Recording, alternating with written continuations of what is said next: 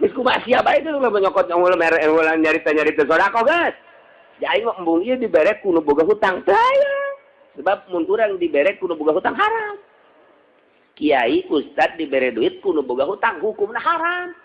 Sebab mereka urang mangan saukur sunah, ai ka ditu mere hutang wajib ninggalkeun wajib, ngalaksanakeun sunah kiaina moal khusus ta salatna tah. Tah kitu tah. Antak cak kiai aing malah yang nyahoin merena boga hutang pan teh. Emang kiai Golkar mah kitu.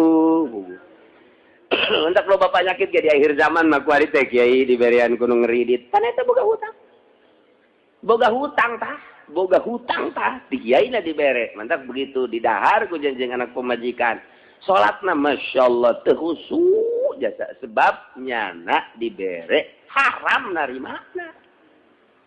Tuh, kos kada itu masyaallah. Harare sih jasa yang nu halal teh.